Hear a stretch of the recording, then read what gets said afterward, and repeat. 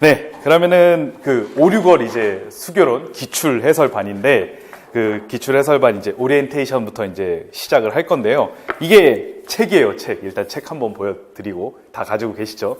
이 책이 이제 잘 나왔기 때문에 그 지인분들께 추천을 해주셔도 아주 좋을 것 같습니다. 그래서 이제 기출 해설집이 이제 나왔으니까 요걸 이제 토대로 보시면 되는데 일단 기출 해설 강의는 기본적으로 이제 보통 이제 그렇잖아요. 수교론 하면 이제 1, 2월은 이제 기본 이론 강의를 하고 그다음에 이제 3, 4월은 이제 심화 이론 강의를 하는데 여기 이제 플러스 교과서가 들어가죠. 교과서 강의.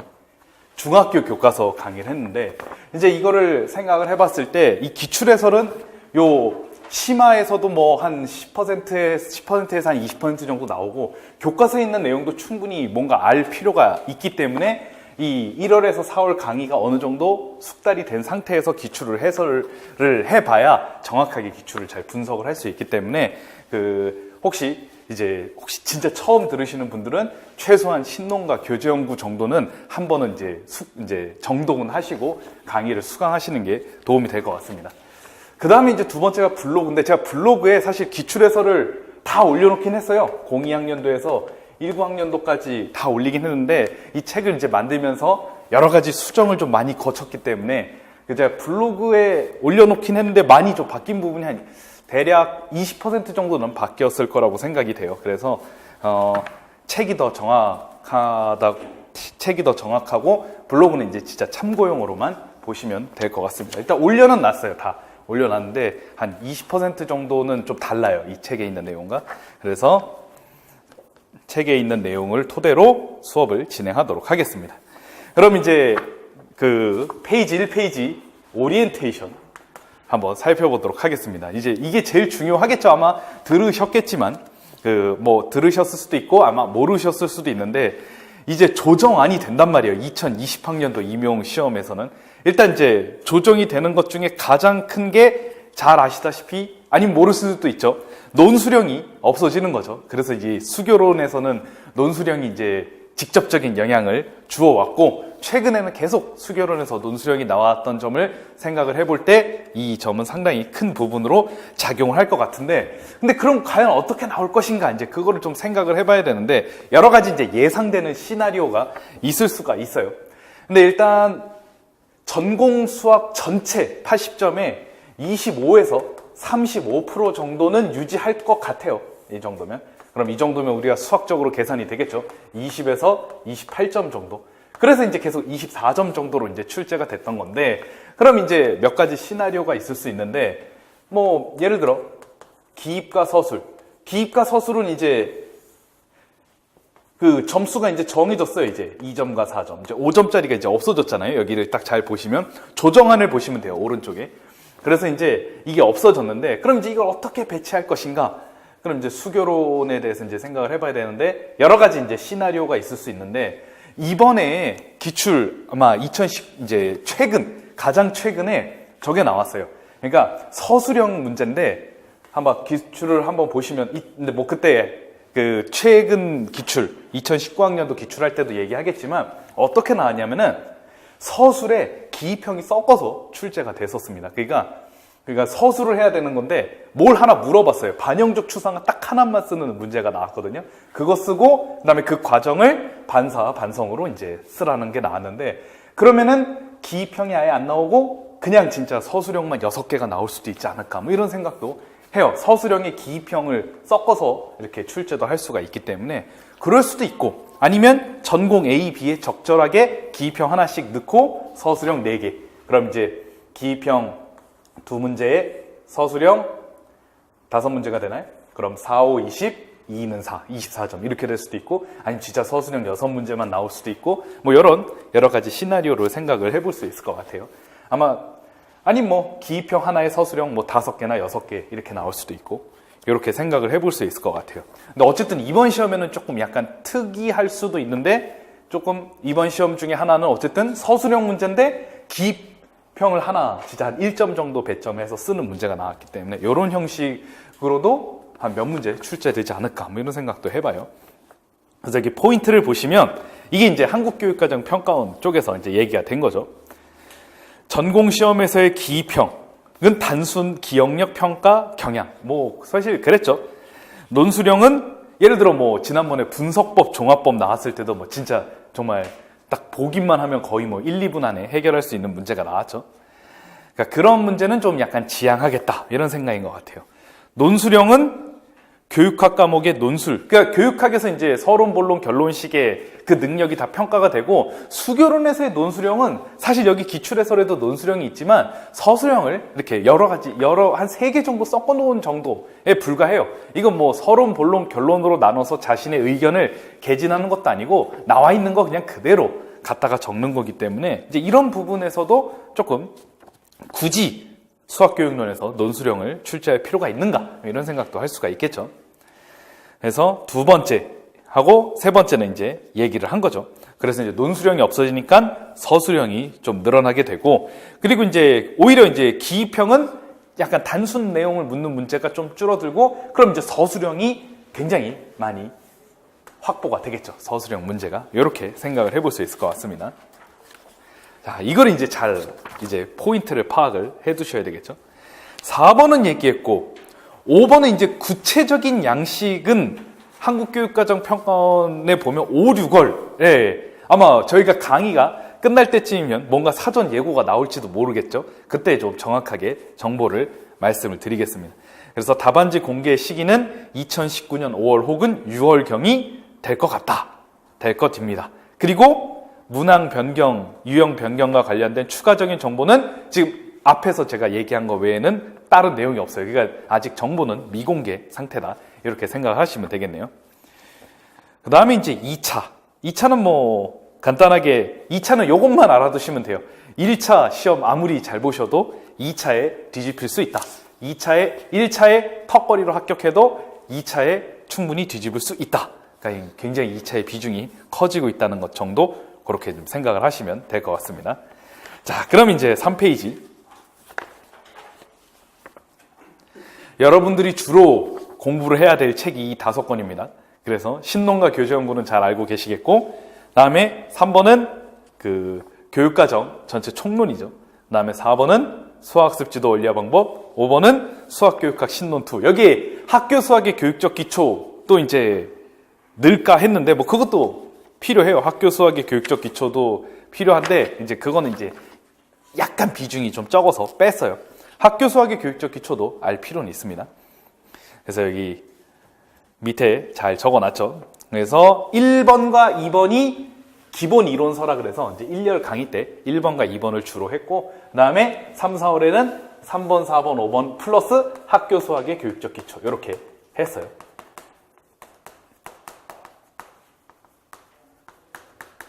학교 수학의 교육적 기초보다는 신논2가 더 이번 시험과 더 연관이 많았기 때문에 신논2를 조금 더 우선순위로 해서 넣었습니다.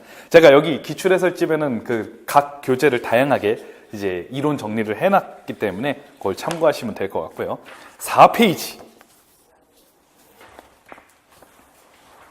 일단 2018학년도하고 2019학년도의 출제 경향을 잘 보면, 일단 2018학년도는 아마 기출해설집이 있으니까 이제 나중에 뭐 복습을 하거나 예습을 먼저 해올 수도 있다고 생각하는데, 일단 2018학년도를 보면 교과서 및 지도서, 수학과 교육과정에 대한 출제 비중이 매우 커졌다가 굉장히 중요한 포인트고, 그 다음에 네 번째.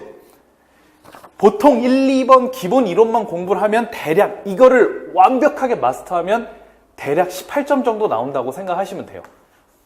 그러니까 이것만 보시면. 근데 우리 그래서 교과서도 필요하고 총론도 좀 알아야 되고 여러 가지 심화 이론도 알아야 20점을 넘을 수가 있어요. 그러니까 이것만 알면 딱 이제 한 18점 정도 그렇게 나오게 되는데, 그러니까 변별력을 위해서는 한 문제 정도는 뭔가 수학교육학 신논이나 교재연구 외의 교재를 제대로 공부해야 이제 해결할 수 있는 문제가 이제 출제되는데, 이번에도 이제 작도를 통한 분석법 그게 나왔는데, 이제 그거 작도에 대한 분석법 자체는 뭐 그냥 분석법이니까 혹시 쓸 수 있었을지 모르겠지만, 뭐 도구적 이해하고 관계적 이해로 설명해라, 뭔 소리인지 모르시는 분들도 꽤 많았을 거라고 생각해요. 요것만 했다면. 그러니까 이건 심화 이론이 필요한 문제였습니다. 그래서 이제 그런 부분이 좀 필요하겠죠. 그 다음에 2019학년도는 교과서 및 지도서보다도 약간 좀 심화 이론에 좀 중점을 둔 문제가 출제가 됐습니다. 특별히 이 2019학년도는 수학습 지도 원리와 방법과 수학교육학 신론 2를 제대로 공부하지 않았다면 서술하기 매우 어려웠을 문제가 출제가 됐기 때문에 그런 문제 좀 생각을 해보셔야 될 것 같아요. 그래서 18학년도하고 19학년도를 보면은 그럼 이제 우리가 기본 이론 외에 결국 이 2개년을 통해서 생각해 볼 수 있는 건 우리가 교과서도 좀 심도 있게 알아야 되고 그 다음에 특별히 교과서 중에서도 2018학년도에는 고등학교 2학년 수열에 대한 알 수 없는 문제가 진짜 몰랐으면 알 수 없는 문제가 나왔기 때문에 좀 생각을 많이 했어야 되는 문제였죠. 그 다음에 이제 심화 이론이라고 할 수 있는 그러니까 기본 신론과 교재 연구가 아니라 정말 심화된 이론에서도 출제가 됐기 때문에 그럼 18학년도에서는 교과서 중심, 19학년도에는 심화 이론 중심. 그렇게 되면 20학년도에서는 우리가 기본 이론서라고 할 수 있는 신론과 교재 연구 외에 여러 가지 심화 교재 및 교과서 및 지도서를 공부를 해야 통합적으로 문제를 해결할 수 있는 문제 내용이 출제되지 않을까 이렇게 생각을 해볼 수가 있는데 그리고 여기서 이제 중요한 포인트가 뭐냐면 일단 서술형이 늘어나요. 여기서 늘어나는 게 문제가 뭐냐면 논술형이 아마 2016학년도부터 논술형을 본격적으로 이 책에서 분석을 해볼 테지만 보시면 알겠지만 기본 이론만 제대로 알면 풀 수 있는 논술형 그러니까 이거를 조합한 문제만 나왔어요. 심화 이론에서 논술형이 나온 적이 없어요. 기본 이론서에 나왔거든요. 그렇기 때문에 난이도 상승에 영향을 미치진 못했습니다. 논술형이. 그럼 이제 얘가 빠지고 서술형이 더 늘어난다는 것은 원래 우리가 기입 1, 서술 3, 논술 1이었단 말이에요. 그런데 이게 예를 들어 대여섯 개로 늘어나게 된다면 결국 좀 더 출제 범위가 넓어진다. 이렇게 생각을 해볼 수 있겠죠. 아니면 기입형 자체의 난이도가 올라가거나 서술형에 섞어서 기입형을 쓰는 문제가 출제가 될 수 있을 것 같아요.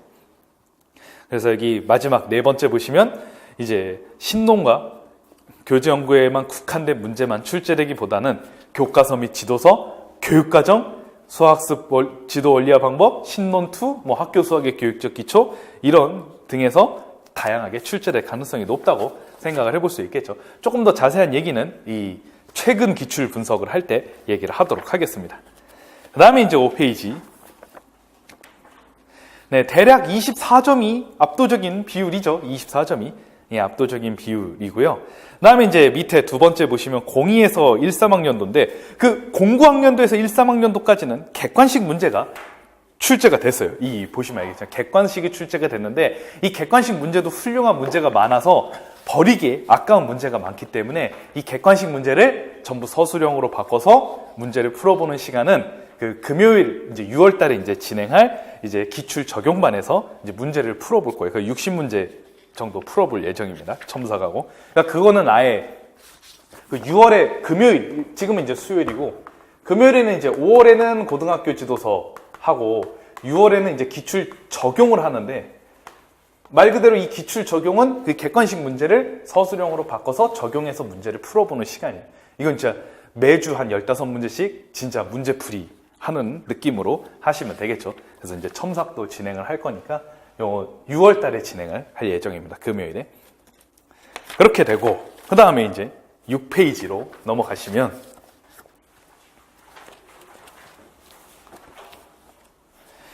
대략 경향 분석을 이거는 참고해 두시면 도움이 될 것 같은데 일단 딱 보시면 알겠지만 수학과 교육과정 보시면 교수학습 방법 우리 교과 역량 6가지 있잖아요. 거기하고 교수학습상의 유의점, 교수학습 방법 및 유의사항 이거는 거의 매년 번갈아 가면서 출제했다고 봐야 되니까 굉장히 중요한 포인트다. 이렇게 볼 수 있겠죠. 딱 그걸 보시면 알겠고 수학교육 철학에서 딱 눈여겨볼 게 중경험주의와 사회적 구성주의. 그러니까 중경험주의하고 구성주의 딱 이 두 개 중심으로 공부하시면 돼요. 딱 이게 중요도가 딱 드러나는 것입니다.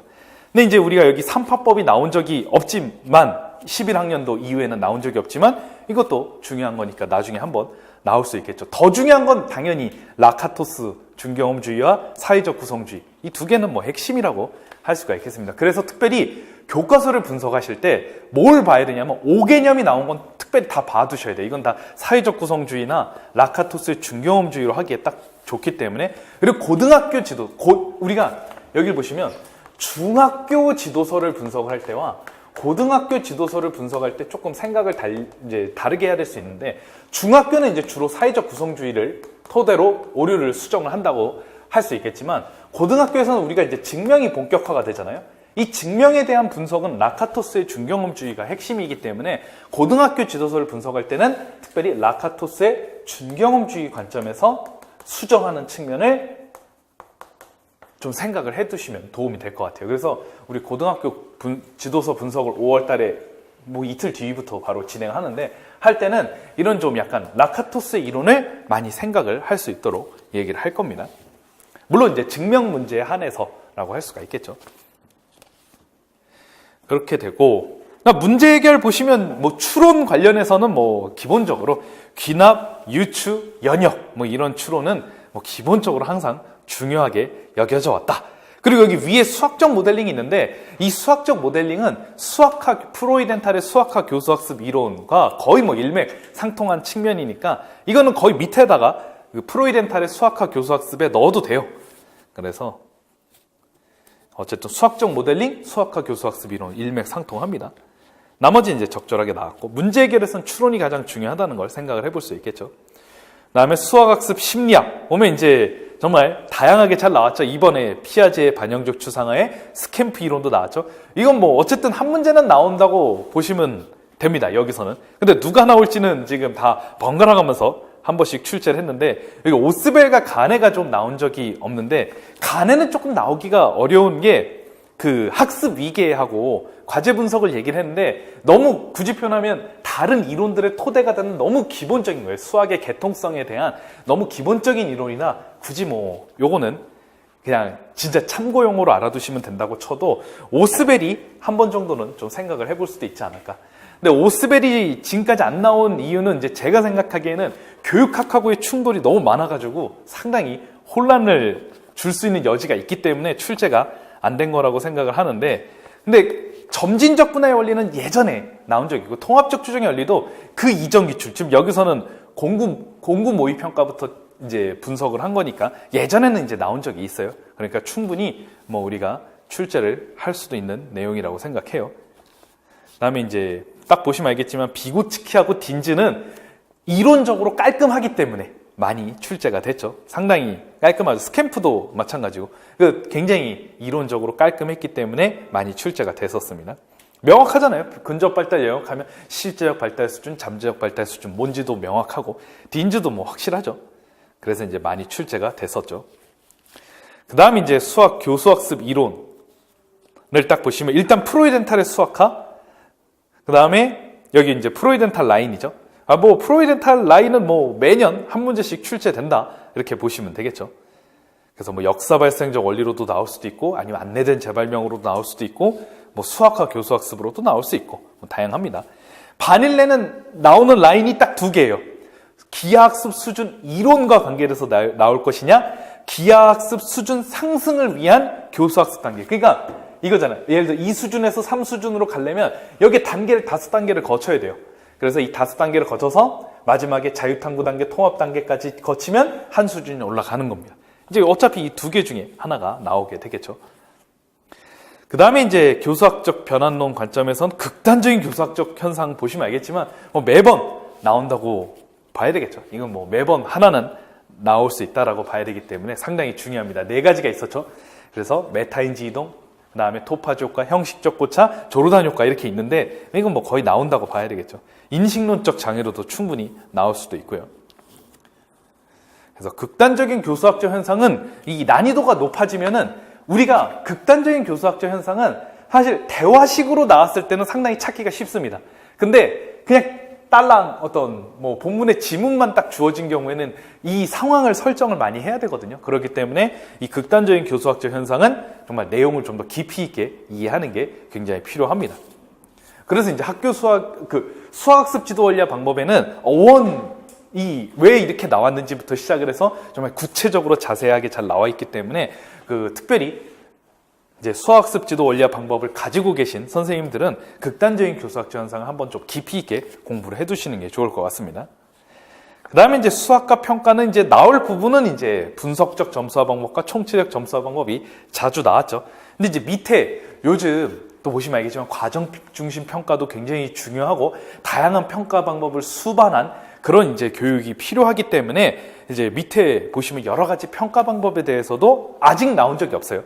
물론 이거는 아까도 얘기했지만 공구 학년도부터, 근데 충분히 출제될 여력은 있다, 남아있다, 이렇게 볼 수 있을 것 같습니다. 자, 그럼 요 정도. 그럼 뭐가 중요한지 살펴보실 수 있겠죠. 그러니까 지금까지 1월에서 4월까지 공부했던 것을 토대로 뭐가 중요한지 한번 좀 생각을 해보시면 좋을 것 같고, 그 다음에 이제 7페이지. 이제 교재연구 중심으로 한번 살펴보면 가장 중요한 게 수화연산인데, 여기서 보시면 알겠지만 수화연산을 딱 봤을 때 정수가 압도적으로 많이 있었습니다. 정수 부분이 압도적으로 많이 있었는데, 그러면은 우리가 수화연산을 보면 일단 4가지 영역이 있어요. 정수, 그 다음에 유리수, 무리수, 복소수, 이렇게, 물론 뭐 이게 실수죠. 뭐 허수라고 합시다. 자, 이렇게 할 수 있는데 여기가 압도적으로 많았어요. 많이 출제가 됐어요. 그럼 이제 이게 또 나올 것이냐, 뭐 물음표라고 한다면 유리수는 솔직히 굳이 낼 만한 게 많이 없어요. 근데 무리수는 우리가 생각할 수 있는 게 있습니다. 무리수는 이제 우리가 특별히 통약 불가능성과 관련해서 유리수와 무리수를 구분하는 게 굉장히 중요한데, 이거 기출에 관련된 게 있으니까 그때 좀 자세히 얘기하고요. 복소수도 형식 부력의 원리에 따라서 확장하기에 굉장히 좋은 포인트이기 때문에 우리가 잘 생각을 해두면 좋을 것 같아요. 대수하고 함수는 자체적으로 나오기에는 조금 어려운 부분이 이제 뭐 여러 가지 다른 어떤 내용의 어떤 그냥 바탕이 되는 측면으로 이제 많이 출제가 되기 때문인데, 대수는 우리가 나온다고 생각을 한다면 특별히 우리가 이제 대수 영역에서 문자의 중요성을 굉장히 강조를 하고 있죠. 1호 개정에서는 문자를 굉장히 중요하게 여기고 있고 강조하고 있는데, 그래서 수와 일상언어, 문자의 공통점, 차이점을 비교하고 분석하는 게 중요하니까 그 측면을 일단 생각을 해두시고, 그 다음에 이제 두 번째 생각해야 되는 건 모든 방정식은 다 분석적 사고를 생각해야 된다. 분석법으로 합니다. 모든 방정식이 마찬가지예요. 2x 더하기 5가 13이라고 정해진 게 아닙니다. x의 값에 따라 다른데 왜 우린 이걸 등호로 놓고 출발하느냐. 애초에 성립한다고 가정하고 출발하는 분석법이 대수의 영역에서의 분석법이 반영이 돼 있어요. 이 측면을 잘 생각을 해 두시고요. 함수는 그래도 이론이 있죠. 크라벤담의 질적 접근과 양적 접근에 대한 이론이 있으니까 한번 출제가 됐었죠. 그 다음에 역사적 발달 관련해서 출제가 됐었고, 그렇게 이제 생각을 하시면 되겠죠. 잔비에르의 번역 활동도 중요해서 그러니까 논수령의 크라벤담하고 잔비에르 관련한 내용이 동시에 나왔었죠. 그렇게 되고, 그 다음 이제 기하와 증명인데, 여기 보시면 기하와 증명은 특별히 교과서에서 많이 나왔는데, 왜냐하면 교과서의 지문으로서 활용하기가 굉장히 좋기 때문에, 특별히 그래서 이제 우리가 3, 4월에 중학교 지도서 분석을 할 때 특별히 기하 영역은 교과서로 꼼꼼히 분석을 했어요. 왜냐하면 이거 다 지문으로 나오기 너무 좋기 때문에. 그래서 지금 뭐 08, 09, 여기서 말하는 08은 앞에서 얘기했지만 공구 모의평가를 편의상 08로 한 거예요, 그냥. 그래서 09, 그 다음에 11, 12, 13 계속, 그러니까 교과서 지문으로 계속 활용해서 나왔습니다. 그러니까 굉장히 중요하겠죠. 그렇게 보시면 되겠고, 기하 영역에서의 분석법, 종합법이야 당연히 중요한 부분이죠. 프로이덴탈의 국소적 조직화도 마찬가지. 그다음 미분과 적분은 뭐 상대적으로 많이 안 나오는 게 당연한 게, 약간 고등학교 부분은 좀 약간 출제되기가 조금 어려운 부분이 있죠. 그다음 확률과 통계. 확률과 통계는 특별히 중학교 확률 교육이 중요하니까 출제가 됐었고, 그다음에 중학교 통계에서는 대표값 관련해서, 그다음에 삼포도 관련해서 중요한 부분이 있었기 때문에 충분히 출제할 수 있는 영역입니다. 이렇게 정리를 하시면 되겠네요. 그 다음에 8페이지. 네, 1월에서 4월, 이건 이제 연간 강의 계획인데 1월에서 4월 끝났고 5, 6월만 살펴보면 수요일은 기출해설을 8주간에 걸쳐서, 여기 보시면 1주차에서 7주차까지 첨삭인데, 다음 주에 이제 9시 반부터 이제 문제를 풀어볼 거예요. 제가 이제 답안지 드릴 겁니다. 이제 개별 답안지를 드릴 건데 5줄로 돼 있어요. 이제 실제 시험은 4줄인데 그건 이제 B4로 돼 있기 때문에 그런 거고, A4로 이제 서술해야 되니까 5줄로, 그러니까 5줄 꽉 채워서 쓰면 어느 정도 맞다, 이렇게 생각하시면 돼요. 그래서 작년에 합격생들도 이제 얘기를 많이 해봤는데, 어떤 얘기를 하냐면은 그 칸이 생각보다 엄청 적다고 얘기를 해요. 보시면 칸이 4줄밖에 안 돼요. 근데 이제 이 4줄 B4니까 이제 더 이렇게 가겠죠. 이제 4줄밖에 안 되는데, 그래서 이제 아예 애초부터 이렇게 2개로 나눠서 쓰시는 분도 있어요. 근데 이건 이렇게 나누면은 물론 수교론 점수는 잘 나올 거라고 생각하는데 전공 시간을 확보를 못해요. 이렇게 8줄씩 적으면 8줄씩 적으면 확보를 못해서 여러분들은 이제 철저하게 사실 수교론만 잘 보기 위해서는 8줄씩 적는 게 좋죠. 저희 기출 해설집은 최대한 4줄로 다 끊을 수 있도록 해놨어요. 이게 지금 A4 용지로 돼 있거든요. 그래서 대략 5-6줄 정도로 다 답안을 그렇게 인류화 시켰어요. 물론 10줄씩 적을 수 있어요. 근데 이러면 전공 시간이 절대 안 나요. 이래서 정말 쉽지 않아요. 그래서 여러분들도 철저하게, 지금 제가 A4에 따르면 5-6줄 정도 되는 거예요. 거기에 맞춤 연습. 여기에 이제 보시면 이제 어떻게 서술해야 되는지 뭐 다 알 수 있을 테니까 그 토대로 서술하는 게 더 좋고, 솔직히 될 수 있으면 줄을 안 긋는 게 좋을 것 같아요. 이거는 물론 줄을 그으면 수교론 점수는 진짜 1-2점 더 높아질 수 있겠지만 전공에서 뭐 한 5점 날릴 수도 있는 겁니다. 그렇게 해서. 왜냐면 시간이 부족하기 때문에. 우리가 이제 예를 들어 90분이라고 하면 수교론에 몇 분을 적어야 되느냐. 그 90분 2개예요. 1교시는 교육학이고 2, 3교시. 앞에 나왔듯이 90분 2개인데 수교론을 30분을 넘기면 안 됩니다. 일단. 이게 넘기면 안 돼요. 근데 이렇게 8줄씩 적으면은 이게 30분이 넘어갈 수밖에 없기 때문에 대략 30분으로 끊어야 되거든요. 그렇기 때문에 그냥 여러분들이 서술형 한 문제에 5분 쓴다 생각하시면 됩니다. 그럼 예를 들어 서술형이 6개가 나오면 30분 딱 되는 거고, 예를 들어 기입형은 2에서 3분 정도라고 얘기를 해요. 그러면 이렇게 나오면 이거 5분, 요거 25분. 어쨌든 30분으로 라인을 맞춰야 됩니다. 그러니까 서술형은 5분씩 생각하시고 기입형은 2문제당 5분씩 이렇게 생각을 하시면 어느 정도 시간적으로는 맞을 것 같아요. 이거 넘어가면은 그냥 어느 정도 썼다 하면 그냥 넘어가시는 게 좋습니다. 이 전공 시간이 솔직히 60분 시간 무조건 부족해요. 이거 무조건 부족해요. 그래서 전공 시험 보시는 이제 교수님들, 전공 보시는 교수님들은 70분씩 해서 140분 주는 교수님도 있어요. 그 진짜 부족해요. 어쨌든 근데 아마 그래도 30분, 60분 이렇게 하는 게 적절할 것 같고, 더 줄일 수 있으면 줄이는 게 좋겠죠. 그 줄일 수 있는 방법이 바로 교과서 분석을 철저하게 해야 돼요. 어차피 교과서에서 지문이 나오는 이상 그 지문 읽는 시간을 엄청나게 줄여주기 때문에, 그렇기 때문에 이제 교과서를 잘 알아두실 필요가 있겠죠. 그 다음에 이제 여기 1주차에서 7주차 첨삭 진행한다는 건 제가 2주에 이제 다음 주에 1주차에 대한 문제가 나오고, 그럼 8주에 어떻게 돼요? 7주차에 대한 문제가 나오겠죠? 여기는 이제 7주, 8주차까지 나올 겁니다. 이거 만약 이렇게 나올 건데, 이렇게 첨삭을 진행을 한다. 뭐 이런 뜻이에요. 이렇게 되겠죠. 그래서 여기 수교론 기출해설 보면 02에서 19학년도니까 18개년이 되겠죠. 거기에 공부 모의평가가 들어있어요. 그렇게 되고, 그 다음에 옆에 지도서 분석. 여기 기출 동형 문제 풀이 및 해설은 02에서 08학년도하고 14에서 19학년도를 중심으로 돼 있어요. 요 2개를 중심으로 돼 있어요. 왜냐하면 09에서 13학년도는 수교론 기출 적용반에서 자세히 얘기를 할 겁니다. 여기 옆에 보시면, 그 다음에 이제 5월에는 고등학교 지도서 분석을 하고, 그 다음에 6월에는 수교론 기출 적용할 건데, 객관식 문제를 서술형으로 변형하여 60문제 정도 돼요. 요거 그러니까 한 주에 15문제씩 이렇게 풀어보게 될 겁니다. 문제 많이 풀어보는 게 도움이 많이 되겠죠. 첨삭도 다 진행을 할 거고요. 그 다음에 이제 7, 8월, 9, 11월인데, 이게 약간 작년하고는 좀 달라진 게 7, 8월에 이론 단기 완성인데, 이거는 이제 1, 4월 강의를 완전 압축해서 할 거예요. 그러니까 1, 4월 강의를 충실히 들었다면 안 들으셔도 됩니다. 진짜 완전, 그러니까 7월부터 시작하시는 분들이 있어요. 그 분들을 위한 강의예요. 그래서 예를 들어 1주차에는 뭐 교육과정 플러스 수화연사 뭐 이런 식으로 나갈 거예요.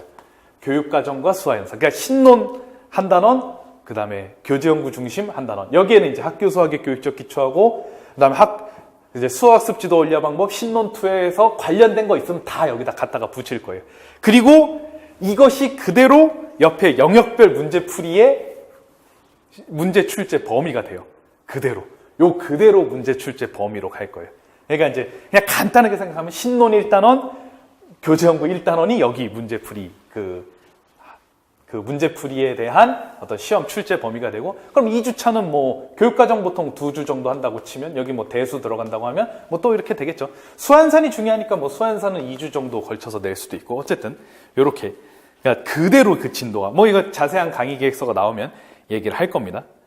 그 다음에 9월에서 11월은 실전 모의고사를 이제 작년엔 8주 했는데 이번에는 10주 동안 진행을 할 겁니다. 모의고사가 좀 작다는 평가가 많이 있어가지고. 그 다음에 이걸로도 부족하시면 수교로는 또 따로 영역별 모의고사를 또 할 거예요. 그래서 이렇게 진행을 하면 1차 시험이 끝나고 2차 대비반은 뭐 그때 또 상황에 맞춰서 하게 되겠죠. 그 다음에 이제 9페이지.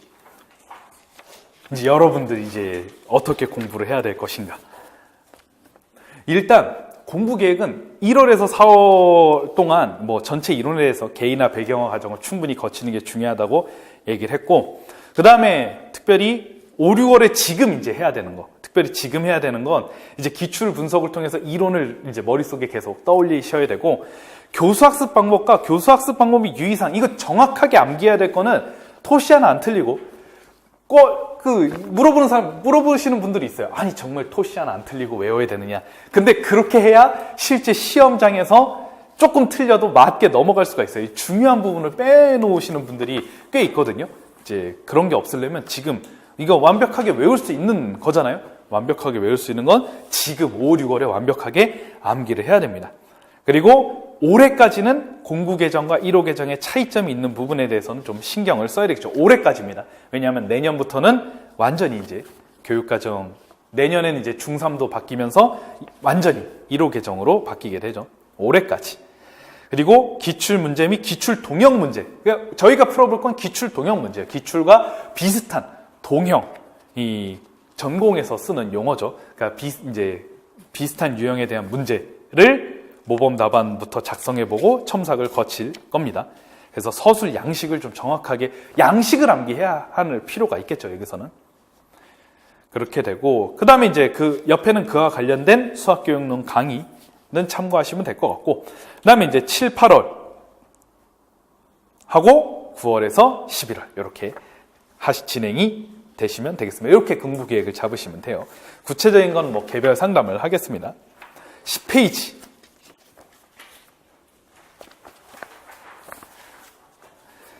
그래서 이제 우리가 피드백을 할 건데, 대략 서술형을 한 문제당 5분씩 이제 시간을 들여서, 이게 10시는 꼭 정해진 게 아니고요. 어쨌든 제가 출제되는 문제 수 곱하기 5, 기입형이 있다면 기입형은 뭐 2.5분 정도 되겠죠. 그렇게 해서 시간은 그때그때마다 설정하고 대략 10시 내외까지 진행을 할 것 같고, 그 다음에 수업 진행하고 질문과 상답 뭐 이렇게 동일하게 진행이 됩니다. 그렇게 되고, 그 다음에 강의 특징 보시면 지금 OT 진행하고 있고, 8주차 강의는 테스트, 그러니까 8주차에는 테스트 문제와 모범 답안을 제공을 하는데 그렇게 제공을 할 거예요. 그 다음에 5문제 내외로 풀어보는 시간을 가질 거고, 대략 그냥 평균 5문제예요. 그러면 이제 25분 정도 시간 써서 서술하시고 5분 쉬고 뭐 10시에 시작한다, 뭐 그런 느낌으로 생각하시면 되겠죠.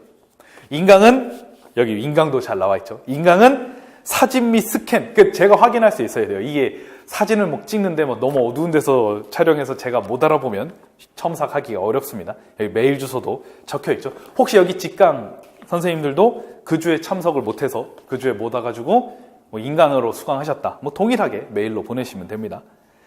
다음에 수업 후 질문 및 상담, 이거 뭐 14시까지인데 아마 그 다음 수업이 뭐 14시 30분 정도 있는 것 같아요. 뭐 조금 더 할 수 있을 것 같아요, 질문은. 그 다음에 상담 하시면 되겠습니다.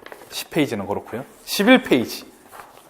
여기에 제 블로그가, 여기 기출했을지 밑에도 블로그 주소가 있으니까요. 블로그에서 충분히 추가 질문 및 상담이 언제든 가능합니다. 그 다음에 이제 강의, 구체적인 세부 내역은 1, 2주차에는 02에서 08학년도까지 할 거고요. 3, 4, 5주차는 09에서 1, 3학년도, 6, 7, 8주에는 최근 6개년이 되겠죠? 심층 분석 이렇게 진행을 하도록 하겠습니다. 네, 그럼 오리엔테이션이 다 끝났죠? 그럼 여기서 한번 끊어주시고요.